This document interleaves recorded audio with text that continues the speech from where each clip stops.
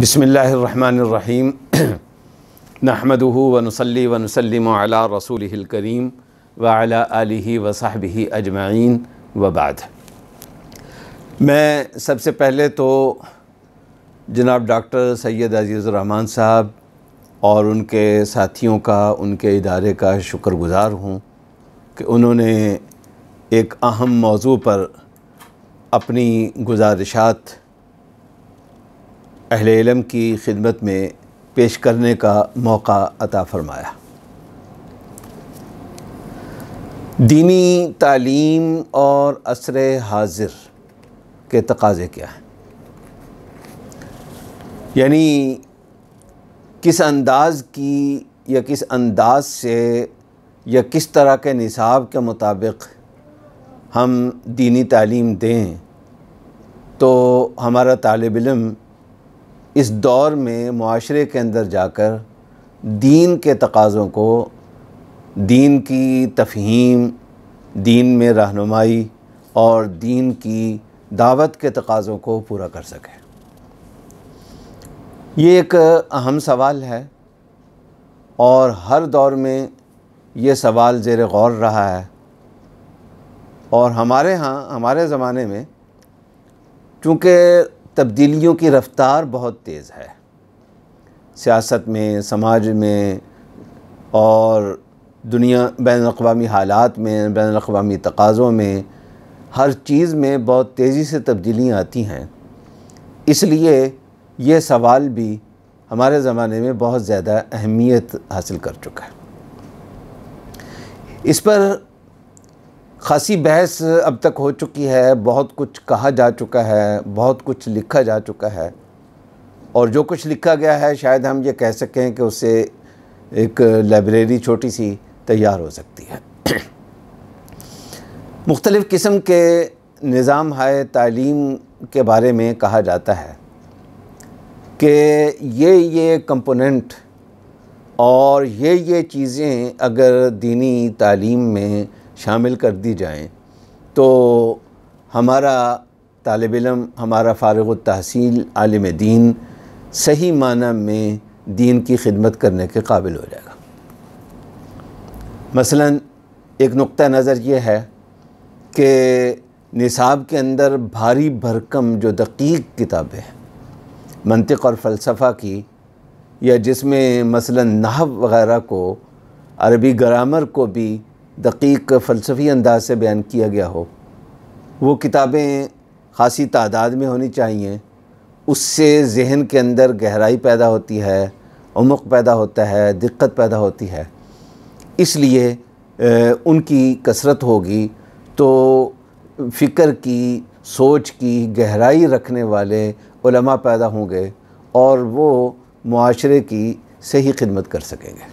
دین کی صحیح رہنمائی کر سکیں گے، گہرائی کے ساتھ دین کو سمجھ سکیں گے۔ کبھی یہ بھی کہا جاتا ہے کہ نظام تعلیم ایسا ہونا چاہیے جس میں عربی زبان و ادب کو اور عربی سے متعلق علوم کو بنیادی اہمیت اگر حاصل ہو تو عصر حاضر کے تقاضے زیادہ بہتر انداز سے پورے ہوں گے۔ کبھی یہ بھی کہا جاتا ہے کہ نصاب تعلیم کے اندر جو علوم مقصودہ ہیں، یعنی قرآن، حدیث اور فقہ وغیرہ، ان کو مرکزیت حاصل ہونی چاہیے، اور جو علوم بطور ذریعے کے پڑھائے جاتے ہیں، بطور خادم کے پڑھائے جاتے ہیں، ان کا تناسب بقدر ضرورت ہونا چاہیے۔ ہمارا نصاب تعلیم یا ہمارا نظام تعلیم ایسا ہونا چاہیے۔ کبھی یہ بھی کہا جاتا ہے کہ صرف دینی تعلیم آج کے دور کے صحیح دینی رہنما کے پیدا کرنے میں کافی نہیں ہے، بلکہ حالات زمانہ سے واقفیت کے لیے اسے موجودہ دنیا کی سمجھ بوجھ ہونی چاہیے، اور اس کو جو مین سٹریم تعلیم ہے اس میں بھی اسے لانا چاہیے، جس کو عصری تعلیم کہا جاتا ہے۔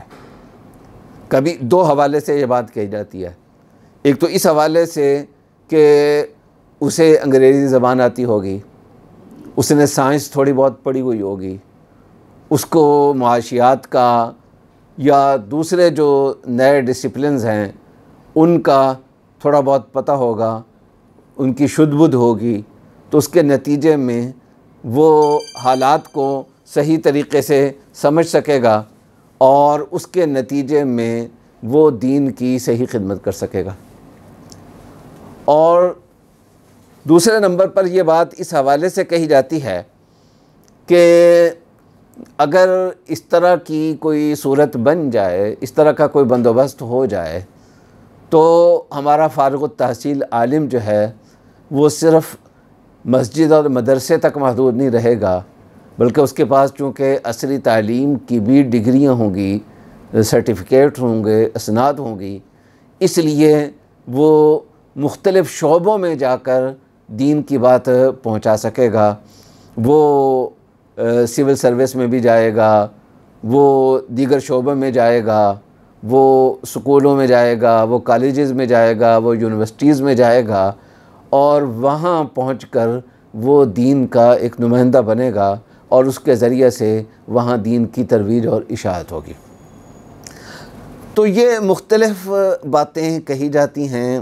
اور ہر بات کے حق میں وزنی دلائل پیش کیے جاتے ہیں۔ جو آج کی مجلس میں مختصر وقت میں جو گزارش کرنا چاہتا ہوں، وہ ایک چھوٹی سی گزارش کے بعد وہ در حقیقت ایک سوال ہے جو اہل علم اور اہل فکر کی خدمت میں پیش کرنا مقصود ہے۔ بات یہاں ہم اس کو اس انداز سے دیکھیں کہ یہ مختلف باتیں کہی جاتی ہیں، تو کیا یہ ضروری ہے کہ ان میں سے ایک ہی بات درست ہو اور باقی ساری کی ساری غلط ہوں؟ یا پہلے شخص نے جس قسم کا دینی تعلیم کا نظام تجویز کیا، دوسرے کی جو رائے ہے، تیسرے کی جو رائے ہے، چوتھے کی، پانچویں کی، چھٹے کی، ساتویں کی جو رائے ہے، یہ ساری کی ساری بیک وقت درست ہوں؟ ہمیں اس طرح کے علماء کی بھی ضرورت ہے جس طرح کے علماء زید پیدا کرنا چاہتا ہے، لہذا اسے بھی موقع ملنا چاہیے کہ وہ اس طرح کے علماء پیدا کرے۔ ہمیں اس طرح کے علماء کی بھی ضرورت ہے جس طرح کے علماء عمر پیدا کرنا چاہتا ہے، جس طرح کے علماء بکر پیدا کرنا چاہتا ہے۔ جس طرح مختلف فیکٹریوں میں مختلف قسم کے کپڑے تیار ہو رہے ہوتے ہیں اور مارکیٹ میں سب کی ضرورت بھی ہوتی ہے اور سب کی کھپت بھی ہوتی ہے، ہم یہ نہیں کہہ سکتے کہ صرف لان ہی ہونا چاہیے، بہت اچھا ہوگا۔ ہم یہ نہیں کہہ سکتے کہ صرف لٹھا ہی ہونا چاہیے، ہم یہ نہیں کہہ سکتے کہ صرف کھدر ہی ہونا چاہیے۔ مختلف قسم کے ملبوسات بیک وقت مارکیٹ میں موجود ہوتے ہیں۔ یہ دینی تعلیم کے اندر یہ تنوع ہے، بجائے اس کے کہ ہم یہ کہیں کہ نہیں جی جناب آپ جو تجویز کر رہے ہیں وہ تو نہیں ہونا چاہیے، جو میں تجویز کر رہا ہوں وہ ہونا چاہیے۔ اس کی بجائے ہم اس بات پر آ جائیں کہ ایک ہی وقت میں متعدد انداز تعلیم یا متعدد نظام ہے تعلیم یا متعدد نصاب ہے تعلیم موجود ہوں اور وہ اپنے اپنے انداز سے معاشرے کی ضرورت پوری کر رہے ہوں۔ چنانچہ ہم اپنی تاریخ کو اگر دیکھیں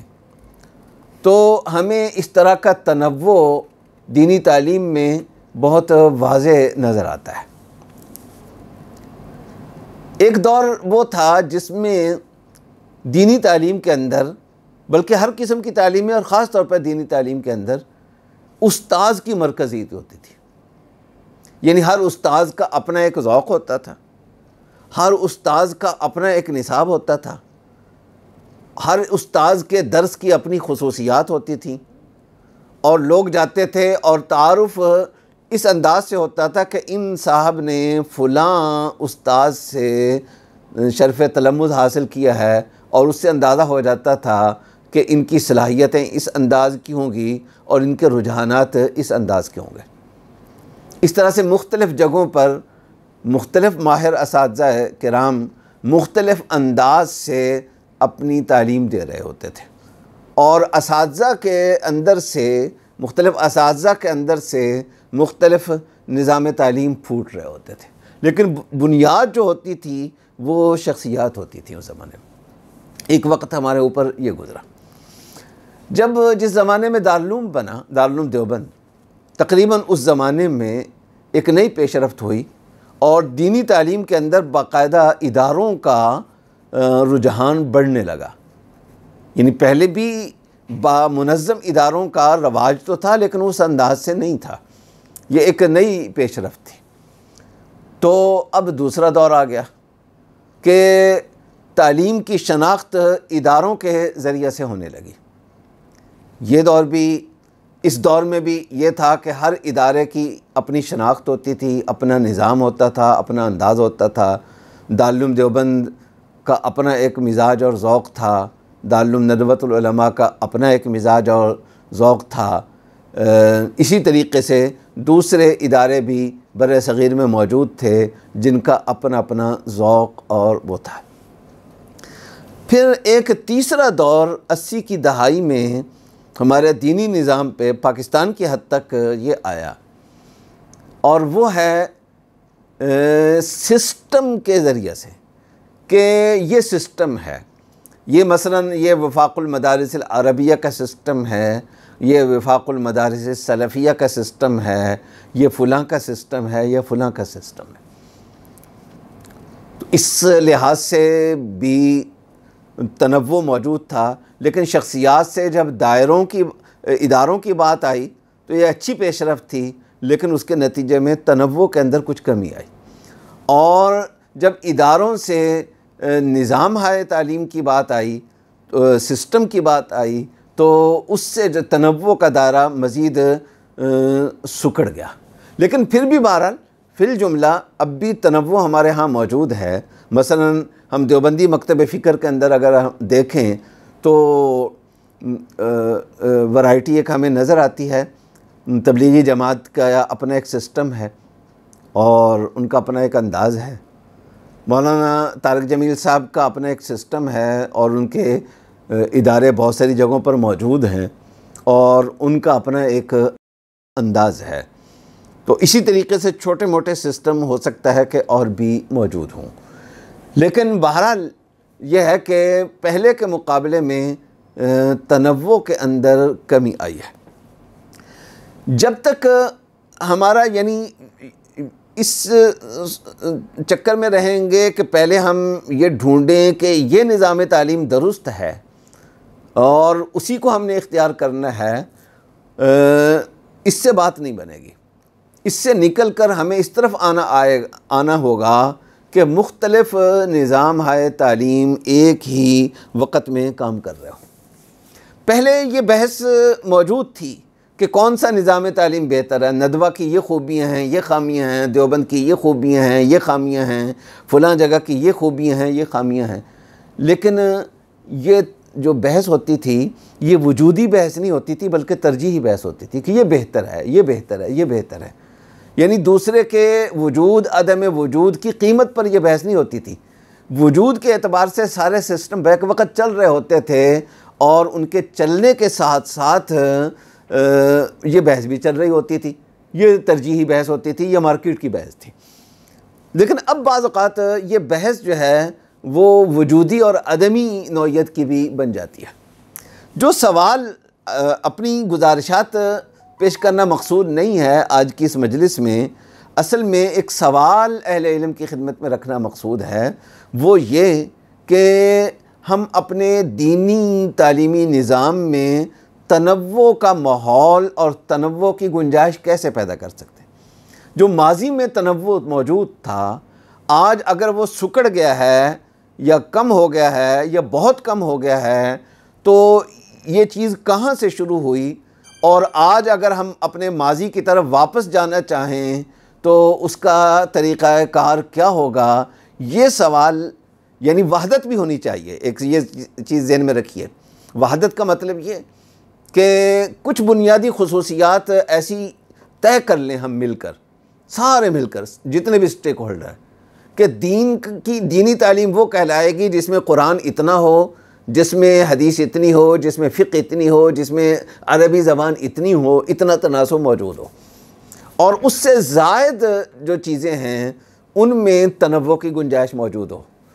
تو وحدت اور کثرت، وحدت اور تنوع دونوں چیزیں ہمارے نظام تعلیم میں کس طریقے سے آئیں، یہ ایک سوال ہے۔ میرا اندازہ یہ ہے کہ اس سوال پر ہمارے ہاں غور بہت کم ہوا ہے۔ اہل علم اور اہل فکر کو اس سوال پر بہت سنجیدگی سے غور کرنا چاہیے۔ مختلف قسم کا مال مارکیٹ میں آئے گا تو امید ہے کہ اس سے سپلائی بہت بہتر ہو جائے گی اور معاشرے کی مختلف انداز کی دینی ضروریات بھی پوری ہونی لگ جائیں گی۔ بہت بہت شکریہ۔ اللہ تعالی ہمیں سمجھ عطا فرمائے اور ہمارے دینی نظام تعلیم کو بہتر سے بہتر بلندیاں عطا فرمائے۔